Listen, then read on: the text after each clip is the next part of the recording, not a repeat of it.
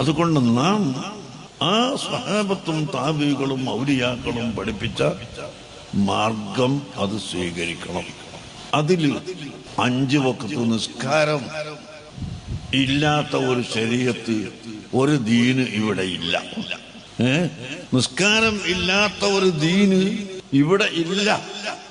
നബി സല്ലല്ലാഹു അലൈഹി വസല്ലം തങ്ങൾ വഫാത്തിന്റെ 2-3 ദിവസം മുമ്പ് പള്ളിയിലേക്ക് കടന്നു വരാൻ കഴിയാതെ അസുഖമാവുകയും ആ അസുഖം അല്പം സുഖം കിട്ടിയപ്പോൾ പള്ളിയിലേക്ക് ജമാഅത്തിന് വേണ്ടി നിസ്കരിക്കാൻ വരുന്നു.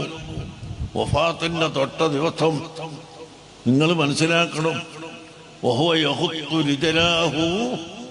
രണ്ടുപേരും റസൂലുള്ളാഹിനെ താങ്ങിപ്പിടിച്ചിട്ട് ഒരു ഭാഗത്ത് ഉസാമത്ത് റളിയല്ലാഹു അൻഹു, മറ്റൊരു ഭാഗത്ത് അലി റളിയല്ലാഹു അൻഹു, രണ്ടുപേരും താങ്ങിപ്പിടിച്ചുകൊണ്ട് മദീനയിലെ ആ മസ്ജിദുൻ നബവിയിലേക്ക് കൊണ്ടുവരുമ്പോൾ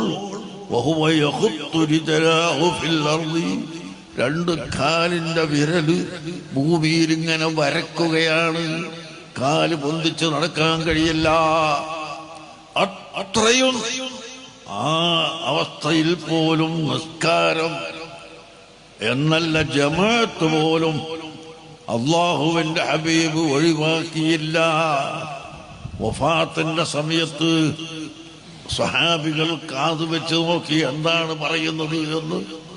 ആ പറയുന്ന കൂട്ടത്തിൽ ഇങ്ങനെ കാതുവെച്ച് നോക്കിയപ്പോൾ പുറത്തേക്ക് കേൾക്കാത്ത മെല്ലെ ശബ്ദത്തിൽ പറയുമ്പോഴും ഉസീകും ബിസ്സലാത്ത്, ഓ ജനങ്ങളെ നിങ്ങൾ നിസ്കരിക്കണം കേട്ടോ, നിസ്കാരം കൊണ്ട് ഞാൻ നിങ്ങളോട് വസിയത്ത് ചെയ്യുന്നു എന്നാണ് അല്ലാഹുവിന്റെ റസൂല് പറഞ്ഞിട്ടുള്ളത്. അത് പറഞ്ഞു കഴിഞ്ഞുകൊണ്ട് അല്ലാഹുമ്മ റഫീഖൽ അലാ എന്ന വാക്ക് പറഞ്ഞു വഫാത്തായി പോവുകയാണ്. അങ്ങനെ വഫാത്തിന്റെ തൊട്ട് മുമ്പും നിസ്കാരം കൊണ്ട് ഉപദേശിക്കുകയും നിസ്കരിക്കാതെ നിർവാഹമില്ലെന്ന് പഠിപ്പിക്കുകയും ചെയ്തു.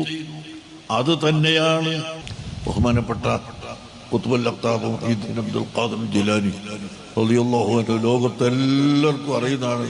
ഗൗസുൽ ആസം മുഹീദ്ദീൻ ഷെയ്ഖ് വലിയ ഷെയ്ഖാണ്, വലിയ വലിയാണ്. അവരുടെ മുരീദന്മാര് ലക്ഷക്കണക്കിന് ലോകത്തുണ്ട്. ഈ ഖാദിരിയ തരീഖത്തിന്റെ ആളായ ഗൗസുൽ ആസം മുഹീദ്ദീൻ ഷെയ്ഖ് റളിയല്ലാഹു അൻഹുവിന്റെ ഫുതൂഹുൽ ഗൈബ്, ആ ഫുതൂഹുൽ ഗൈബിന്റെ 1-ാമത്തെ അധ്യായം തന്നെ ലാ ബുദ്ദ ലികുല്ലി മുഅ്മിനിൻ മിൻ 3 അഷ്യാ, ഒരു മുഅ്മിന് 3